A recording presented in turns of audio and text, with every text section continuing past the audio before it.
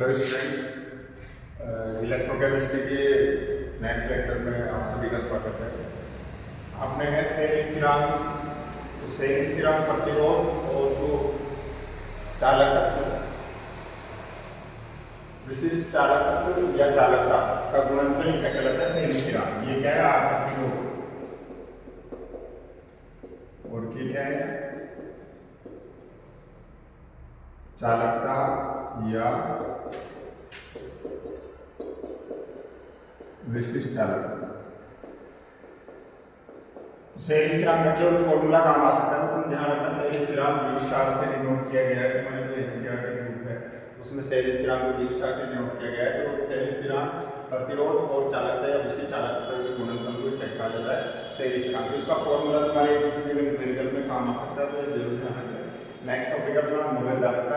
किसी मिलियन में विद्युत अपघट्य के एक मोल बोलने पर समस्त कुल आयनों द्वारा जो चालकता होती है उस विलयन की क्या कहलाती है? मोलर चालकता। अब मोलर चालकता का मोलर चालकता को लैम्डा एम के द्वारा डिनोट किया जाता है। मोलर चालकता किसके द्वारा डिनोट किया जाता है? लैम्डा एम के द्वारा। और लैम्डा एम का फॉर्मूला है कापा अपॉन सी। कापा विशिष्ट चालकत्व या चालकता को अपन किससे डिनोट कर रहे थे? कापा से। सी क्या है? या सांद्रता। कापा का ऐसा है मात्रा चालकता सीमेंस मीटर -1 आपको याद है। और यदि सांद्रता को मोल मीटर -2 में ले तो इसका नीचे सीमेंस मीटर -1 हो गया और मोल मीटर -2 में ले तो ऊपर जाएगा तो प्लस का हो जाएगा। तो सीमेंस मीटर स्क्वायर और मोल -1। तो लैम्डा एम का मात्रक याद रखना, तुमसे पूछा जा सकता है। 1 नंबर का इंपॉर्टेंट क्वेश्चन है एग्जाम में, जो आपसे पूछा जा सकता है कि जो मोलर चालकता होता है उसका मात्रक क्या होता है? Siemens metre square mole -1। और अगर मोलरता को 1000 लीटर मोल क्यूब में लिया जाए, 1 मोल मीटर -2 बराबर किसके होता है? 1000 इंटू मोलर का। तो लैम्डा एम का फॉर्मूला क्या हो जाएगा? कापा अपॉन 1000 इंटू मोलर का।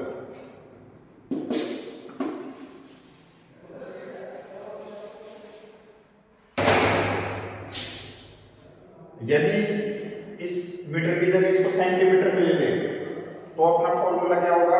कापा इंटू 1000 अपॉन मोलर का। तो ये भी ध्यान रखना है कि यदि मीटर में हो तो फॉर्मूला क्या लगाना है और सेंटीमीटर में हो तो क्या लगाना है। तो ये दोनों फॉर्मूले इंपॉर्टेंट है, तुम्हारे न्यूमेरिकल में भी काम आएंगे। तो ये दोनों फॉर्मूले तुम याद रखेंगे। जब सांद्रता लीटर मीटर क्यूब में दी हुई तब फॉर्मूला क्या लगाना है, और जब सेंटीमीटर आए तब फॉर्मूला क्या लगाना है। ठीक है, तो यहाँ एक इसका मात्रक जरूर याद रखना मोलर चालकता का। तो लैम्डा चालकता तुम्हारे सिलेबस में है नहीं, तो वो देखेंगे आगे। ठीक है, नोट कर लो इसे एक बार।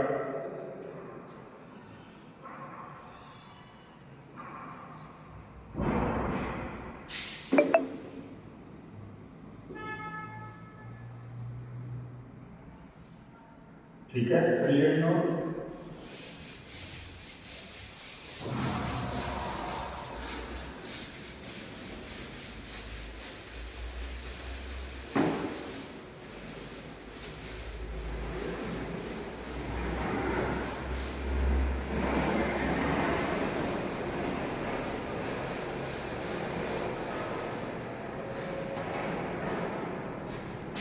नेक्स्ट टॉपिक अपना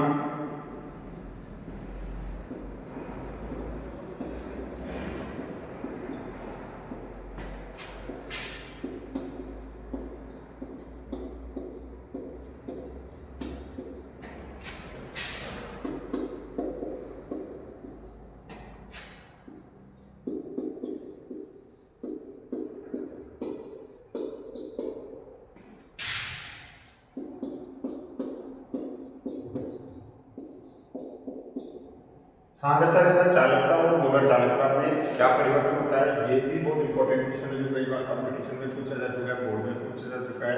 तो ये तुम्हें ध्यान होना चाहिए कि सांद्रता का अनुकरण करने पर चेंजिंग क्या है। तो सांद्रता घटती है, सांद्रता घटने पर चालकता हमेशा घटती है।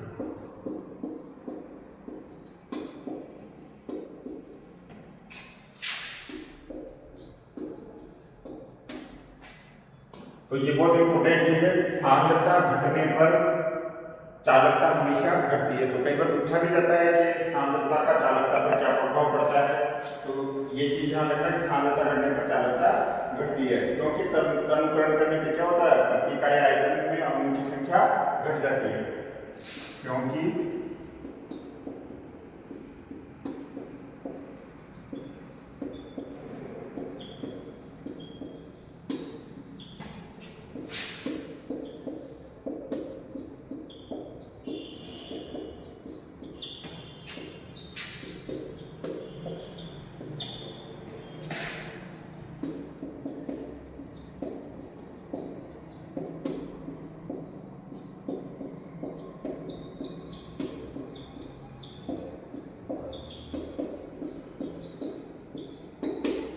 तो यहाँ से क्वेश्चन पूछा जा सकता है कि सांद्रता घटने पर चालकता किस प्रकार प्रभावित होती है, और क्वेश्चन ये भी पूछा जा सकता है कि सांद्रता घटने से चालकता घटती है तो क्यों घटती है, रीजन भी पूछा जा सकता है आपसे। तो आप ये ध्यान रखना कि सांद्रता घटने पर चालकता हमेशा घटती है, और क्यों घटती है, क्योंकि तनुकरण करने पर जो प्रति इकाई आयतन में अणुओं की संख्या है वो क्या हो जाती है, कम हो जाती है। इस कारण क्या हो जाती है, चालकता भी घटती है। तो नोट कर लो इसे।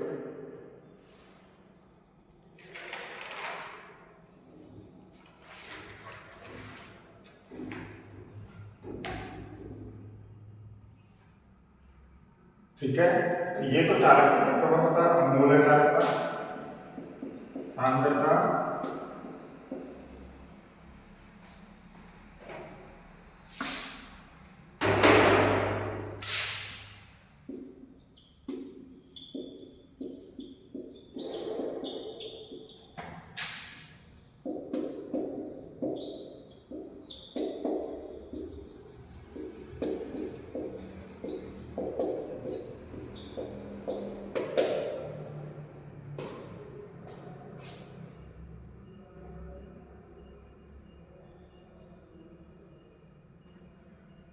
सांद्रता घटने के साथ मोलर चालकता क्या होती है, बढ़ती है। इंपॉर्टेंट चीज है, सांद्रता घटने पर चालकता तो घटती है, जबकि मोलर चालकता क्या हो रही है, बढ़ रही है। ठीक है, तो इसका भी रीजन है कि रीजन क्या है कि ये बढ़ क्यों रही है, क्योंकि जो एक मोल विद्युत अपघट्य होते हैं उसमें कुल आयतन में क्या हो जाता है, बढ़ जाता है।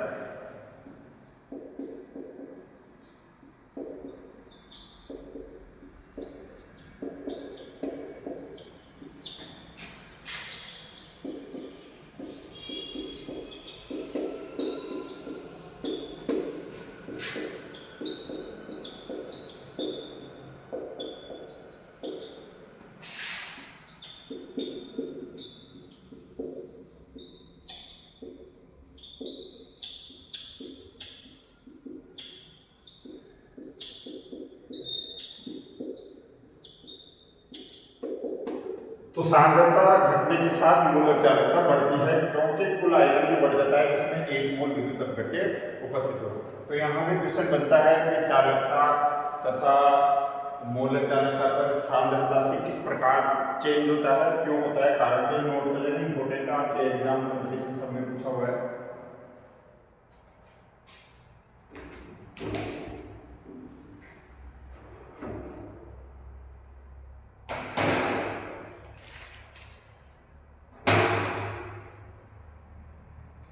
कर दे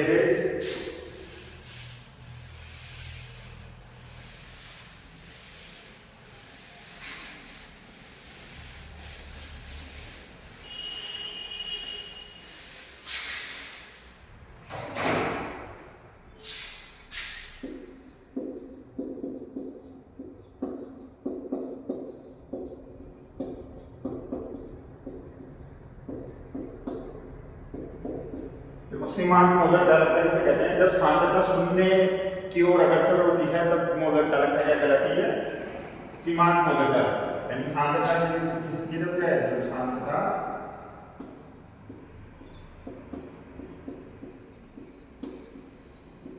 शून्य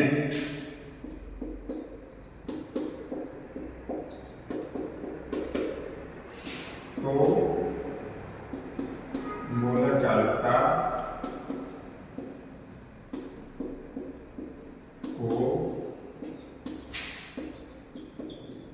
सीमांत मोलर चालकता कहते हैं।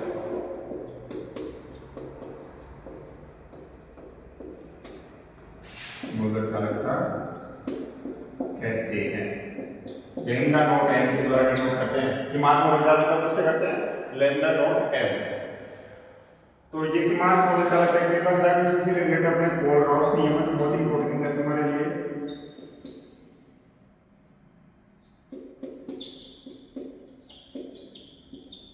कोलराउस नियम, इसका आयनों का स्वतंत्र विगमन का नियम भी कहा जाता है।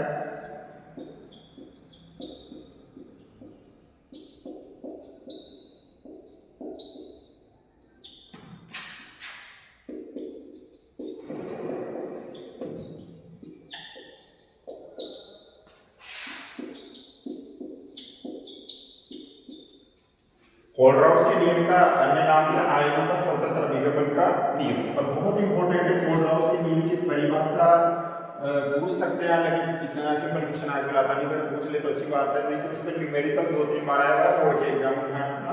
इसमें न्यूमेरिकल भी आपको करवाएंगे, तो उसका न्यूमेरिकल एग्जाम में 2-3 बार पूछ भी चुके हैं पहले, तो उसको थोड़ा विशेष रूप से ध्यान देना।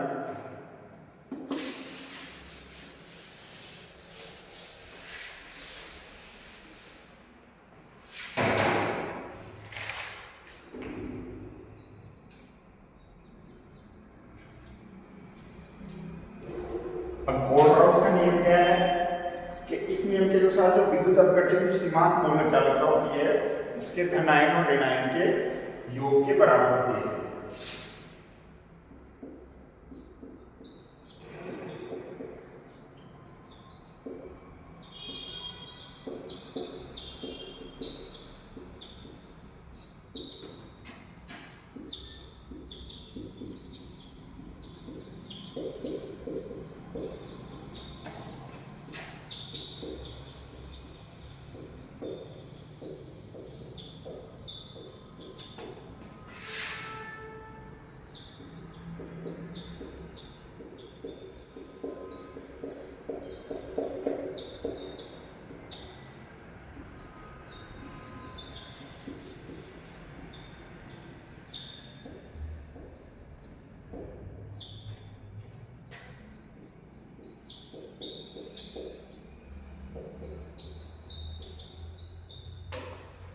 यानी किसी भी विद्युत अपघट्य सीमांत मोलर चालकता होती है, उसके धन आयन और ऋण आयन की मोलर चालकता का योग होती है। जैसे आप सोडियम क्लोराइड का ले लो, जैसे अपन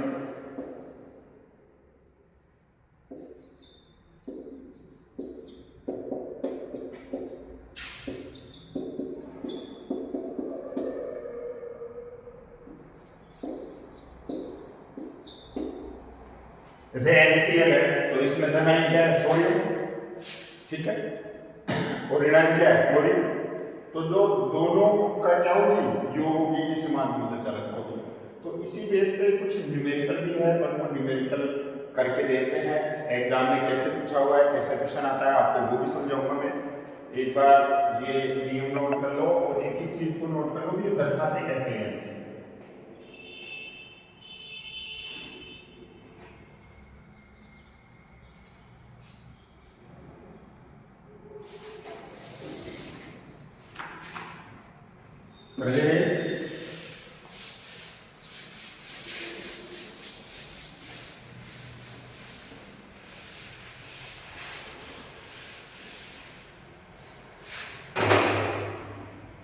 अब न्यूमेरिकल देखो एग्जांपल इस पे।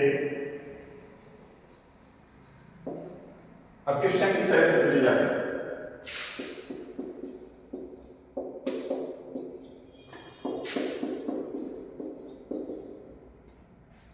यहाँ एसी का एसीटेट से इसको कैसे लिख सकते हैं? Sodium acetate CH3COONA। एसी का अर्थ क्या है यहाँ? एसीटेट, यानी ये तो सोडियम आ गया, और CH3COO- ये एसीटेट, तो इसको NaAC भी कहा जा सकता है ना। तो जैसे न्यूमेरिकल में तुम्हारे सोडियम क्लोराइड, हाइड्रोजन क्लोराइड और सोडियम एसीटेट, इनकी लैम्डा नॉट एम सीमांत मोलर चालकता है, ये भी ये इनका लैम्डा नॉट एम दिया हुआ है, ठीक है। तो ये जैसे इसमें 126.4 दिया हुआ है इसका, और HCl का दिया हुआ है 25.9,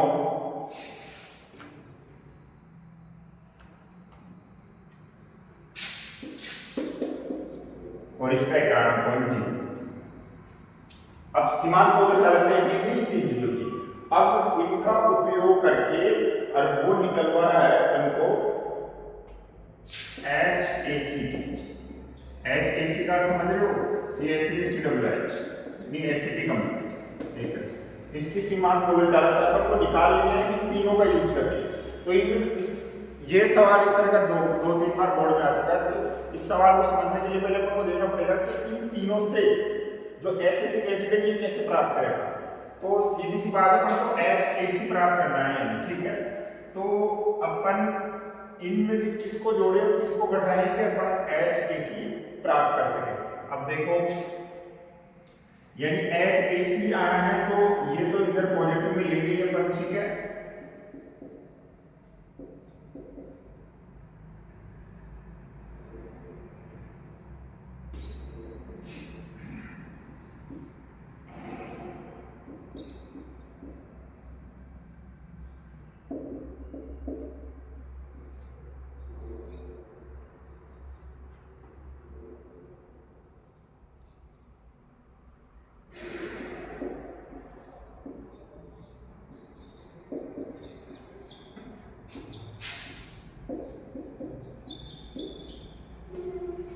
तो देखो ये इसको माइनस कर दिया, इन दोनों को जोड़ के देखो मैंने lambda note NaSC lambda note HCl और इसको माइनस कर दिया। तो देखो ये नहीं बचेगा क्या, HAC नहीं बचेगा। तो देखो सोडियम से ये सोडियम चला गया और ये Cl से ये Cl चला गया, तो ये बच गया ना HAC।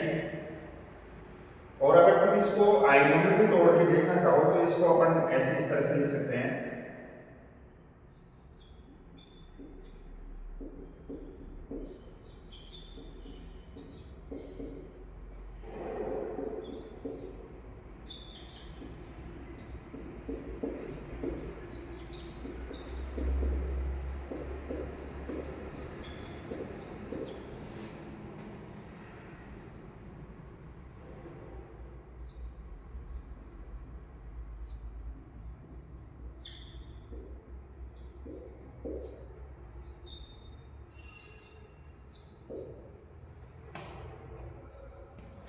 जैसे आयन में तोड़ लिया अपन सीमांत पोलर बोल रहा, उसके नियम में क्या पड़ा कि जो उसकी सीमांत पोलर चालकता होती है उसकी अभी भी आयन की चालकता का योग होती है। तो इनके सबको अभी भी आयन में तोड़ लिया, इसको भी H और Cl में तोड़ लिया। अब देखो इसमें प्लस माइनस कैंसिल कर दो, ये जैसे सोडियम ये वाला है तो ये कैंसिल हो गया इससे, ये Cl ये है तो इससे कैंसिल हो गया, तो आगे ये HAC। यानी अपन को क्या करना है, इन दोनों को जोड़कर NaCl निकालना है। तो अपन ने NaAC इसका मान कितना है 91 प्लस HCl का मान कितना है 425.9 और माइनस 126.4। तो अब इन दोनों को जोड़ लो और इसमें से ये माइनस कर। तो इस तरह का कोलराउस के नियम पर न्यूमेरिकल पूछा हुआ है। तो इसको मैं दूसरे तरीके से भी करके बताऊंगा अभी। तो एक बार इसको उतार लो,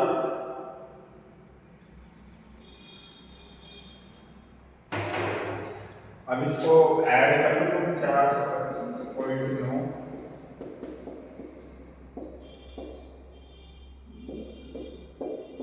और माइनस करना है 126.4।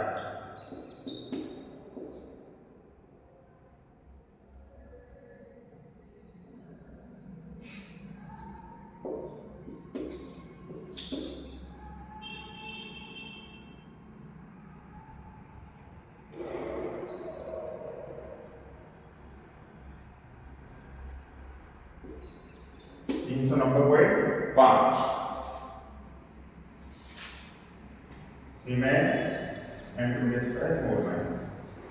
वो तो जिसमें भी साइन लगा कर मीटर में दिए हो तो मीटर लगा दिया, ठीक है। पोलर चालकता अगर सेंटीमीटर लिखा हो जैसे मान देंगे ना मान ये वाला, तो ये भी किसमें दिया हमने siemens centimetre square mole minus. और अगर मीटर में दिया हो तो मीटर लगा देना करें। तो ये बस जोड़ के नहीं बैठाना। अब मैं इसी सवाल को दूसरे तरह से मॉडिफाई करता हूँ। ये सवाल ये है इसी तरह का, लेकिन इसको दूसरी तरह से घुमा के देता हूँ। एक बार ये उतार लिया ये इसका आंसर हो जाएगा 390.5 siemens centimetre square mole minus 1।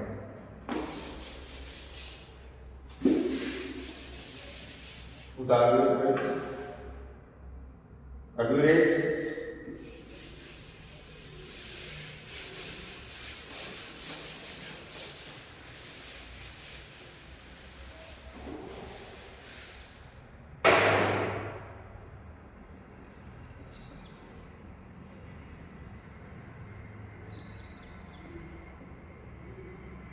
अब इसमें तो जैसे HAC निकलवाया था,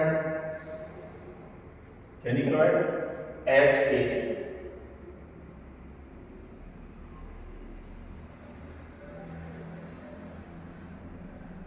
अब जैसे मैं यहां HAC का मान दे दूं और क्या निकलवा दूं? ACNA, क्या निकलवा दूं? ACNA। AC का समझ रहे हो ना, यानी CH3COOH का मान दे दिया उसने। क्या दे दिया? CH3COOH का मान दे दे और वो किसका निकलवा रहे? ACNA यानी CH3COONA। AC का अर्थ है एसीटेट से, AC का अर्थ क्या है? एसीटेट।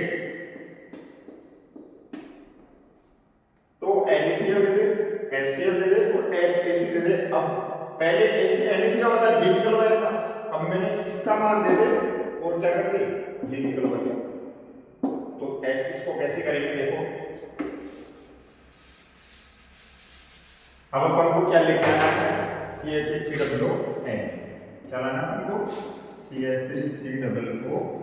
सीधी बात है, यानी ACNA लाना है अपन को।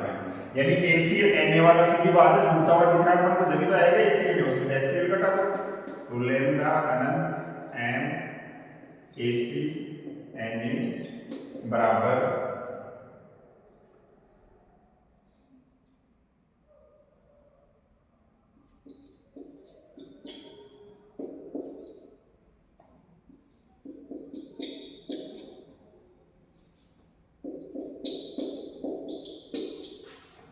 अब देखो इसको आयन में हटा के देख सकते हो तुम भाई HCl HCl से HCl कट जाएगा, HCl पे ACNA बच गया और बाकी अगर इसको आयनों के रूप में तोड़ दोगे तुम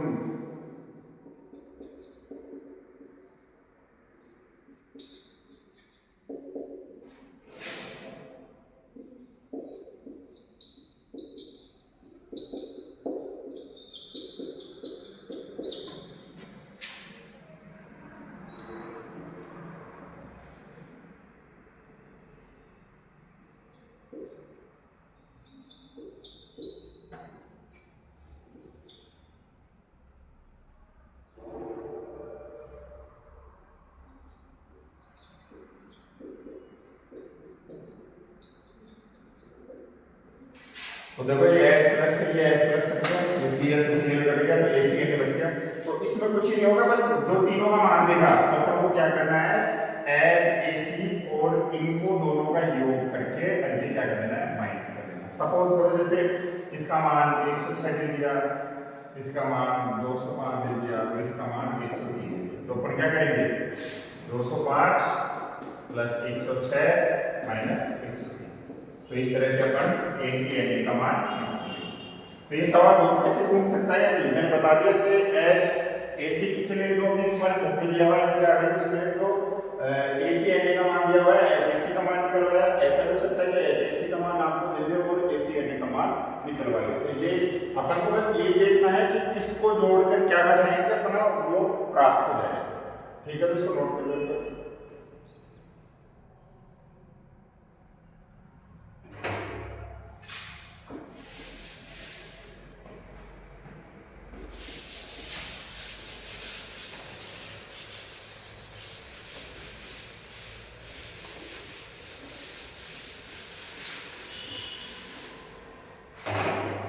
फैराडे के विद्युत अपघटन के नियम आपके फैराडे के विद्युत अपघटन के नियम।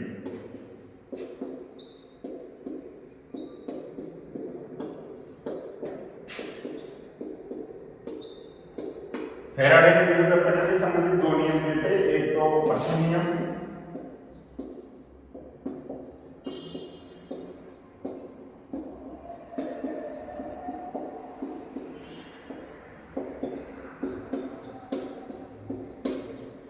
सेकंड है द्वितीय नियम। तो प्रथम नियम में तो होता है कि जो विद्युत अपघटन में जो विद्युत अपघटन की मात्रा विद्युत धारा की क्या होती है, समानुपाती होती है।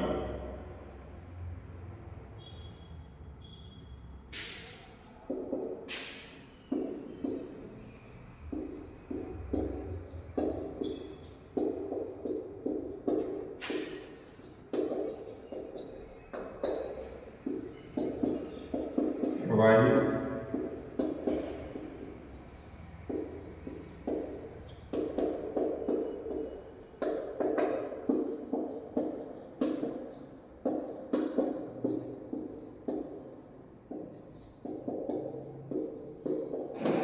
W बराबर जेड आई टी की जगह अपन क्यू भी लिख सकते हैं, W बराबर जेड क्यू भी लिख सकते हैं, ठीक है ना। तो जो विद्युत अपघटन की मात्रा होती है वो प्रवाहित विद्युत धारा की क्या होती है, समानुपाती होती है। यही प्रथम नियम है। और द्वितीय नियम में ये है कि जब विद्युत अपघटन विलेनों में विद्युत धारा की समान मात्रा प्रवाहित करी जाती है, विद्युत धारा की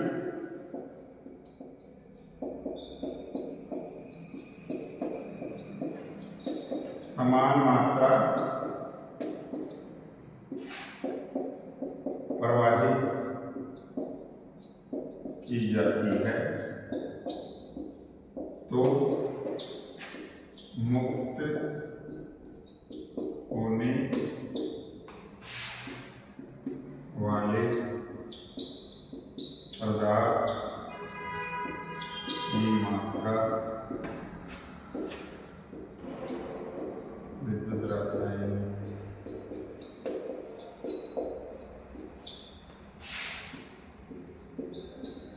तुल्यांक के समानुपाती होती है।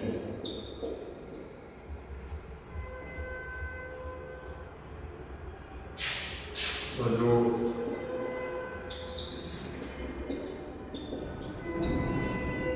तो आपसे फैराडे के लिए कोई परिभाषा पूछ सकते हैं, तो प्रथम नियम और द्वितीय नियम की परिभाषा याद रखना कि जो विद्युत अपघटन की मात्रा होती है वो विद्युत धारा के समानुपाती है, और ये नॉर्मल फॉर्मूला है। तो ये दोनों नियम नोट कर लो, आपके काम आ सकते हैं।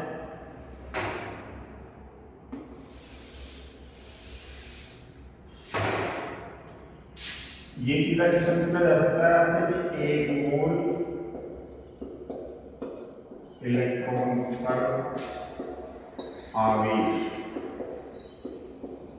एक मोल इलेक्ट्रॉन का आवेश कर देंगे जिसे कल वही बन जाएगी।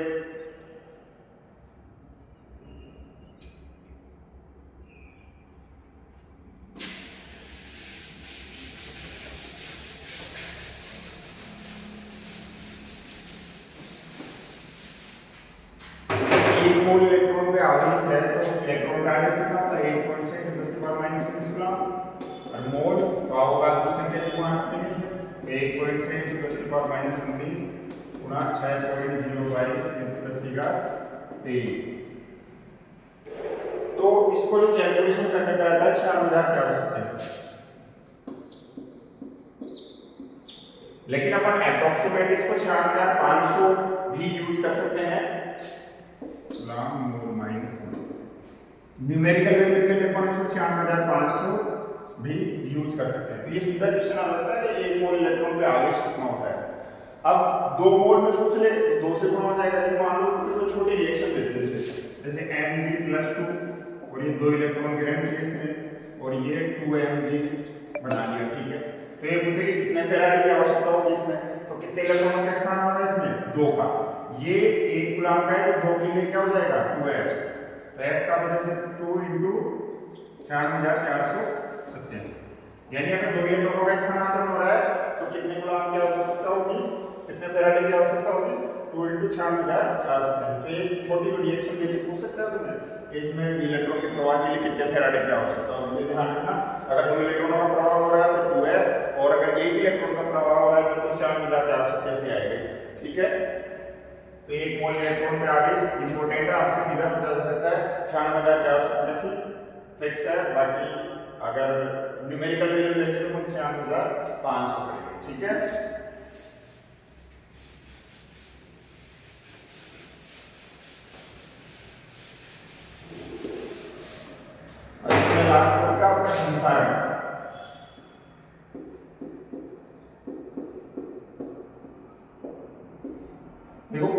वस्तु होती है जो अम्लीय आर्द्रता के संपर्क में आती है तो संसारित हो जाती है, जैसे लोहे पर जंग लगना, चांदी की परत का काला होना, कॉपर पर हरे रंग की परत रहना, ये सब संसारक की घटनाएं। उनसे बचने के लिए कई उपाय भी किए जाते हैं। यह संलेपन होता है, कोई ऐसी धातु की परत चढ़ाई जाती है जो उससे बहुत ज़्यादा एक्टिव हो, तो वो पहले रिएक्ट होगी तो लोहे पर जंग नहीं लगेगी। अब लोहे पर जंग लगना एक संसारक प्रक्रिया है जिसमें ऑक्सीकरण होता है, ठीक है, ऑक्सीकरण यानी, ठीक है, तो यानी इलेक्ट्रॉन का क्या होगा, इलेक्ट्रॉन त्यागेगा तो उसमें पॉजिटिव चार्ज बढ़ेगा, ठीक है। तो संसारण में, लोहे के संसारण में एनोड और कैथोड की अभिक्रिया और संपूर्ण अभिक्रिया पूछ सकते हैं आपसे।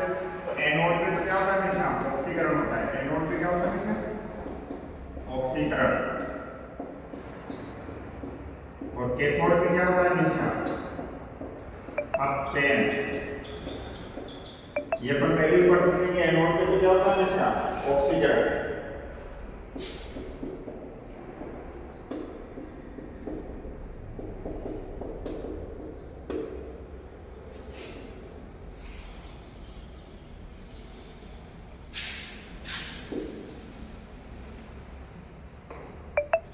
तो 2Fe है, 2Fe+2 में कन्वर्ट हो रहा है, तो इसमें से 4 इलेक्ट्रॉन चार्ज है, तो Fe+2 में आ रहा है, तो आगे से बढ़ गया तो क्या हो रहा है, ऑक्सीकरण हो रहा है। ऐसे ही अपचयन में क्या होगा कि जब किसी भी जो अपन रिडक्शन कर रहे हैं तो जैसे आगे इसमें क्या हो जाए, कमी हो जाए,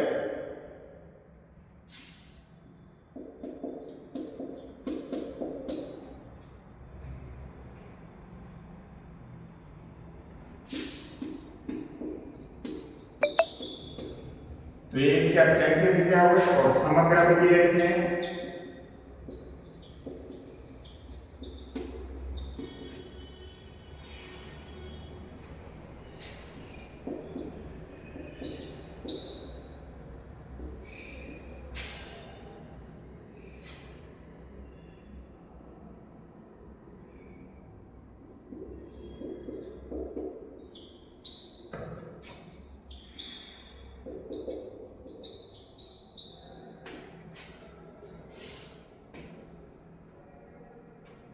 तो ये इसकी समग्र अभिक्रिया हो गई, ठीक है। तो संसारण में तुम्हें इतना ही पूछ सकता है किसे कहते हैं, बचाने के उपाय नॉर्मल से पता करने हैं, और बाकी लोहे पर जंग लगने की जो एनोड की अभिक्रिया और कैथोड की अभिक्रिया, ये लोहे पर जंग लगना, उसकी कैथोड और एनोड की अभिक्रिया है, तो आपको कैथोड, एनोड और संपूर्ण अभिक्रिया यही पूछ सकते हैं, ठीक है। Okay, thank you.